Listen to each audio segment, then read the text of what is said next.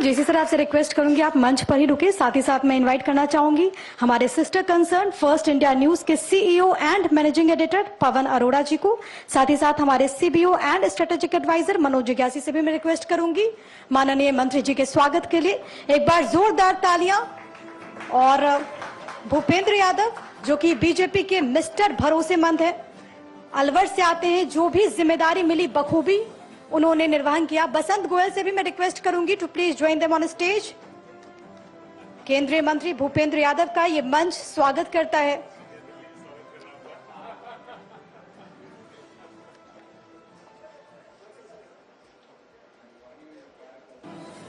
राजस्थान से आते हैं और क्योंकि आज पवन सर भी इस मंच पर मौजूद हैं, राजस्थान का नंबर 1 और लोकप्रिय चैनल है फर्स्ट इंडिया न्यूज, और जेसी सर की लेगेसी को पवन सर बहुत बेहतरी के साथ निभा रहे हैं। Thank you so much sir. और हम अब सत्र को आगे बढ़ाएं उससे पहले माननीय मंत्री जी, हमारी टीम ने आपके राजनीतिक सफर के ऊपर एक ऑडियो विजुअल क्लिप बनाया है, तो मैं चाहूंगी कि प्लीज आप वो भी एक बार जरा देखें, उसकी एक झलक अपने दर्शकों को हम दिखा देते हैं। भारत की राजनीति में कुछ व्यक्तित्व ऐसे होते हैं जिनका जीवन प्रेरणा का स्रोत बन जाता है। ऐसा ही एक नाम है भूपेंद्र यादव। एक साधारण परिवार से निकलकर देश के केंद्रीय मंत्रिमंडल तक का सफर तय करने वाले भूपेंद्र यादव का जीवन समर्पण, मेहनत और देश सेवा का प्रतीक है। भूपेंद्र यादव मात्र 7 साल की उम्र में ही राष्ट्रीय स्वयंसेवक संघ से जुड़ गए थे। भूपेंद्र यादव राजस्थान के अजमेर के रहने वाले हैं। गवर्नमेंट कॉलेज अजमेर से कानून की पढ़ाई की, सुप्रीम कोर्ट के वकील भी हैं। भूपेंद्र यादव गवर्नमेंट कॉलेज अजमेर के छात्र संघ अध्यक्ष और 1992 में गुरुग्राम में भाजपा युवा मोर्चा के अध्यक्ष भी रह चुके हैं। 2009 तक एबीवीपी में महासचिव और 2010 में बीजेपी के नेशनल सेक्रेटरी बने। पार्टी ने 2012 में भूपेंद्र यादव को पहली बार राज्यसभा भेजा और फिर 2013 में राजस्थान प्रभारी की बड़ी जिम्मेदारी सौंपी। 2014 में प्रमुख का राष्ट्रीय महासचिव बनाया। 2018 में बीजेपी ने राजस्थान कोटे से दोबारा भूपेंद्र यादव को राज्यसभा भेजा। 2024 में अलवर लोकसभा सीट से जीत हासिल की और मोदी 3.0 में भूपेंद्र यादव को पर्यावरण, वन और जलवायु परिवर्तन मंत्रालय का नेतृत्व करने का मौका मिला, जिसमें उन्होंने भारत की जलवायु नीतियों को वैश्विक मंच पर मजबूत करने में अहम योगदान दिया। भूपेंद्र यादव कई राज्यों के चुनाव में बीजेपी के लिए न सिर्फ लकी रहे बल्कि अपनी संगठन क्षमता का लोहा भी बनवा चुके हैं।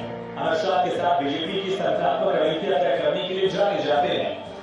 चाहे 2013 में राजस्थान का विधानसभा चुनाव हो या फिर 2014 में झारखंड और फिर 2017 में हुए गुजरात और उत्तर प्रदेश के चुनाव या फिर महाराष्ट्र का चुनाव, 2023 में मध्य प्रदेश के चुनाव में भी भूपेंद्र यादव को बड़ी जिम्मेदारी दी गई थी। कई राज्यों में बीजेपी के उन्होंने पर्दे के पीछे रहकर पार्टी को ऊंचाई पर पहुंचाया। भूपेंद्र यादव का जीवन एक मिसाल है, दृढ़ संकल्प और मेहनत से कोई भी लक्ष्य असंभव नहीं है, और इसीलिए उन्हें बीजेपी के चाणक्य अमित शाह का मिस्टर भरोसेमंद भी कहा जाता है। आइए हम सब मिलकर उनके प्रेरणादायी सफर को सलाम करें, उनके मार्गदर्शन में एक विकसित भारत के सपने को साकार करें।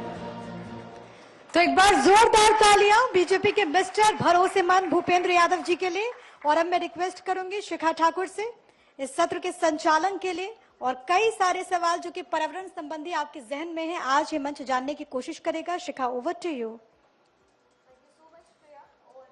बहुत स्वागत का भारत 24 के इस मंच पर। और जैसे ही सर आप यहाँ पर आए, मुझे सबसे पहले मेरे जहन में एक ही बात आई कि आज पूरे देश को आपकी जरूरत है, इस डिपार्टमेंट की जरूरत है, क्योंकि ग्लोबल वार्मिंग से जैसे आज देश और दुनिया जूझ रहा है।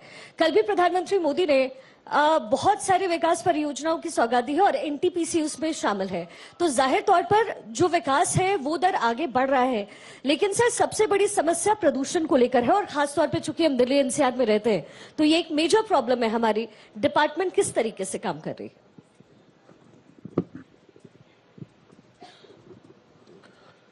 सबसे पहले तो आपको धन्यवाद और आपके टीवी को धन्यवाद कि उन्होंने विकसित भारत लीडरशिप समिट का आयोजन किया।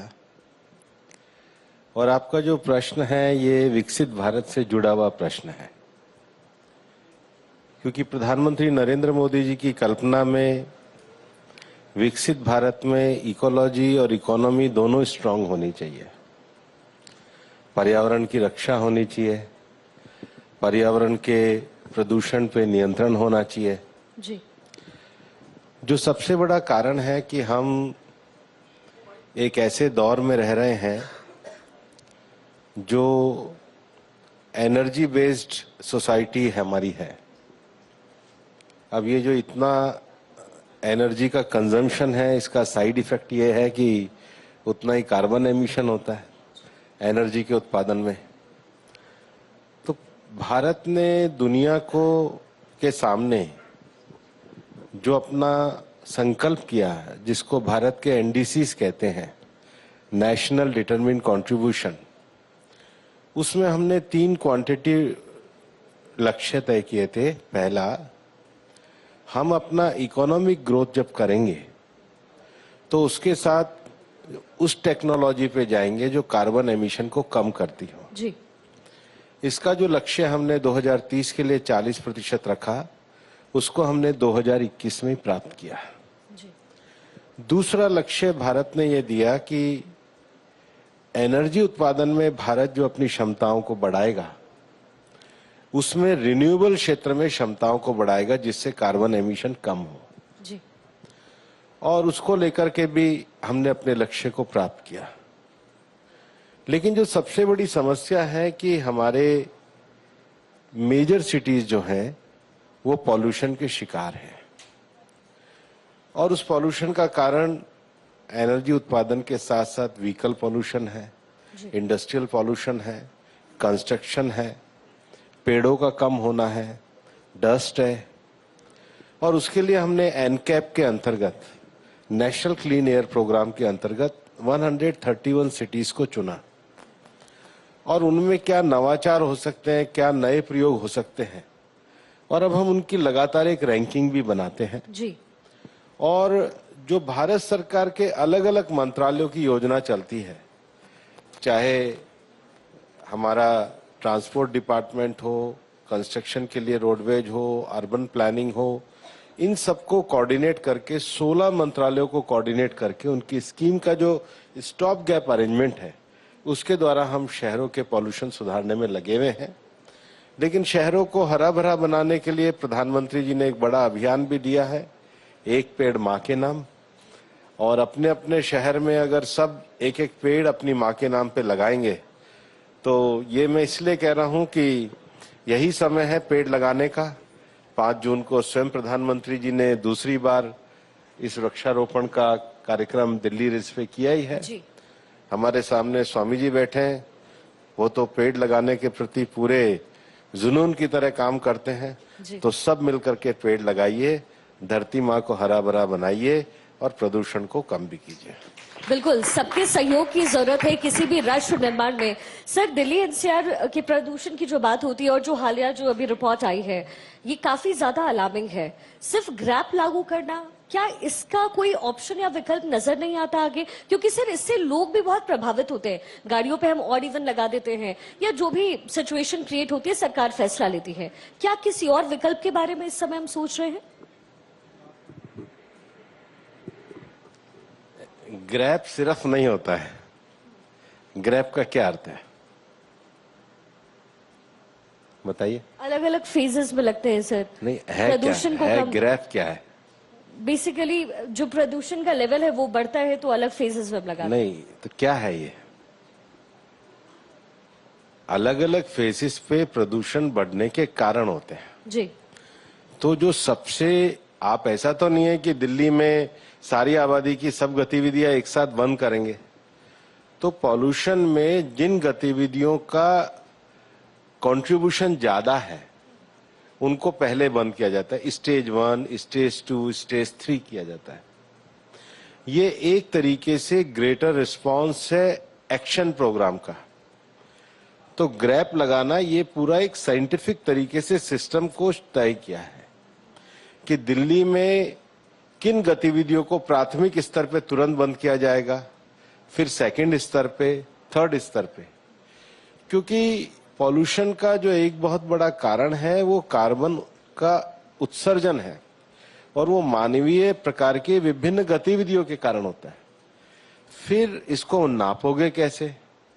तो PM 2.5, PM 10 एक पैरामीटर्स होते हैं कि हवा में कौन कौन से कण हैं जो प्रदूषण को फैलाते हैं, तो हवा की गुणवत्ता और क्वालिटी कैसी है। तो सुप्रीम कोर्ट के भी परामर्श से, विभिन्न नागरिक संगठनों के परामर्श से, विभिन्न साइंटिफिक जो इंस्टीट्यूशन है उनकी रिपोर्ट से हमने एक व्यापक पॉलिसी बनाई है और ये पॉलिसी काफी सक्सेसफुल सिद्ध हुई है।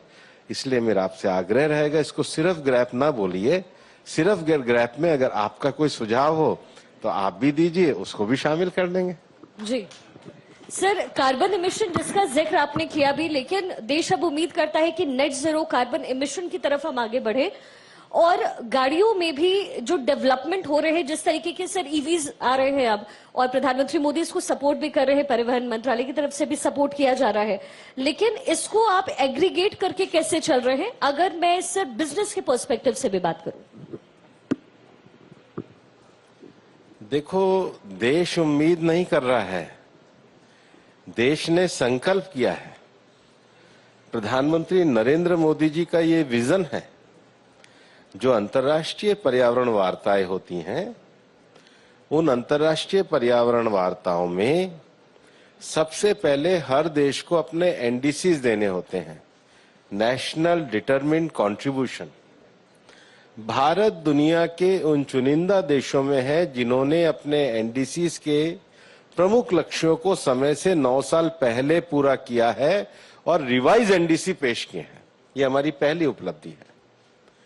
दूसरा, दुनिया की पर्यावरण वार्ताओं में जाते हैं तो दुनिया के सभी देशों को अपने ग्रीन हाउस गैस के जो टारगेट्स हैं, जो उन्होंने ग्रीन हाउस गैस उनका एमिशन हुआ है, वो भी हमने 2019 का प्रस्तुत किया है।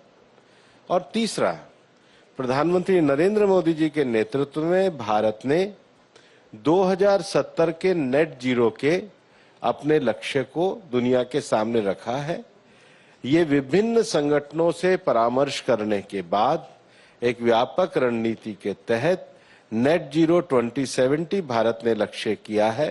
ये लक्ष्य केवल छोटा लक्ष्य नहीं है, इसमें हमारी रिन्यूएबल की क्षमता कैसे होगी, हमारी अर्बन प्लानिंग कैसे होगी, हमारा सार्वजनिक ट्रांसपोर्ट कैसे होगा, हमारी स्मार्ट एग्रीकल्चर कैसे होगी, हमारे आने वाले समय में मॉरल वैल्यूज एजुकेशन कैसे होगी, हमारा टेक्नोलॉजिकल एडवांसमेंट कैसे होगा, हमारे नवाचार कैसे होंगे। नवाचार का अर्थ ये है, जैसे प्रधानमंत्री जी ने दुनिया को एक पेड़ माँ के नाम अभियान दिया है, उसके साथ ही साथ मिशन लाइफ दिया है, एनवायरमेंट फ्रेंडली लाइफस्टाइल। अब एनवायरमेंट फ्रेंडली लाइफस्टाइल में जो सबसे बड़ी बात है, हम एनर्जी का उत्पादन कर रहे हैं, लेकिन सेव एनर्जी इसको कैसे करेंगे, सेव वाटर इसको कैसे करेंगे, सेव फूड इसको हम कैसे करेंगे। अब दिल्ली में आज मान के चलो कि आबादी करोड़ों की संख्या में है, तो इतना रोज जो सॉलिड वेस्ट आता है, इस सॉलिड वेस्ट का मैनेजमेंट कैसे करोगे। हर घर में, हर रसोई तक 70% आइटम प्लास्टिक के हो गए हैं जिनको फेंक दिया जाता है, तो ई वेस्ट मैनेजमेंट कैसे करोगे। और उसके साथ ही साथ सिंगल यूज प्लास्टिक के बैन पे क्या कार्रवाई करोगे।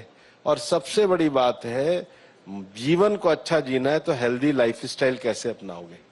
ये सब व्यापक नीति का हिस्सा है जिसको हम मिशन लाइफ के अंतर्गत भी प्रचारित करते हैं।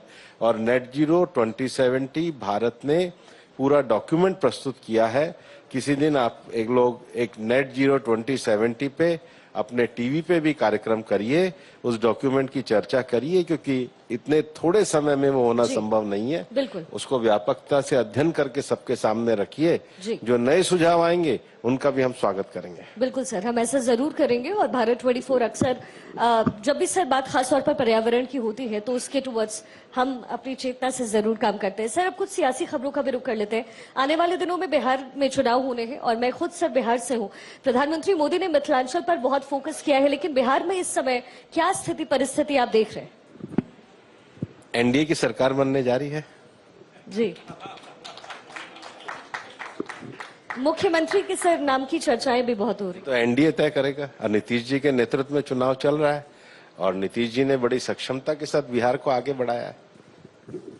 बिल्कुल सर, और नीतीश कुमार लेकिन खुद कह रहे हैं, उनका परिवार कह रहा है, जो विपक्षी पार्टी है वो भी कह रही है कि नीतीश कुमार ही चीफ मिनिस्टर बनेंगे। अभी एनडीए के नेता हमारे वहाँ नीतीश जी हैं और एनडीए के नेतृत्व में हम सरकार चुनाव लड़ेंगे और सरकार बनाएंगे। जी सर, जिस जंगल राज को लेकर के सवाल उठाए जाते थे, बीजेपी ने भी जोरदार तरीके से जंगल राज को लेकर के सवाल उठाए, लेकिन हालिया जो घटना है जो बिहार में हो रही है वो वाकई चिंताजनक है। अब विपक्ष आप पर भी आरोप लगा रहा है, एनडीए सरकार पर आरोप लगा रहा है कि आप में और हम में क्या फर्क है और किस आधार पर आप वोट की बात कर रहे हैं। आप क्या समझते हैं विपक्ष हमारी तारीफ में कसीदे पड़ेगा? लेकिन विषय ये नहीं है। विषय ये है कि आरोप लगाने वाले लोग कौन हैं, आरोप लगाने वालों का इतिहास क्या है, आरोप लगाने वालों की क्रेडिबिलिटी क्या है, आरोप लगाने वालों की सोच क्या है। उनकी सोच छोटी है, उनकी विरासत खराब है, उनकी नीयत ठीक नहीं है, उन पे बिहार की जनता का विश्वास नहीं, इसलिए उनके आरोप भी झूठे हैं। एनडीए से संगठित होकर के चलती है, लेकिन आपके जो अपने सहयोगी दल हैं उनमें भी रस्साकशी का माहौल इस समय टिकट्स को लेकर के और नंबर ऑफ सीट्स को लेकर के सर नजर आ रहा है, क्या ये सच है? ये झूठ है। लेकिन सर आपके सहयोगी तो सामने आकर के कह रहे हैं, आप तो झूठ कह रहे हैं सर, लेकिन चिराग पासवान है, जीतन राम मांझी है, वो तो सामने आकर के कह रहे हैं, भले आप इसको झुठला। सब हमारी सरकार का हिस्सा है, सब मिलकर के बिहार का विकास कर रहे हैं। किसी ने भी बिहार के विकास से असहमति बताई हो तो स्टेटमेंट में आपका जवाब दूंगा।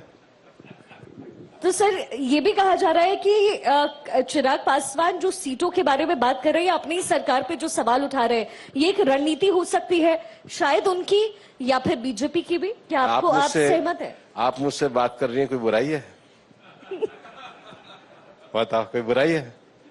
बात करने में क्या बुराई है?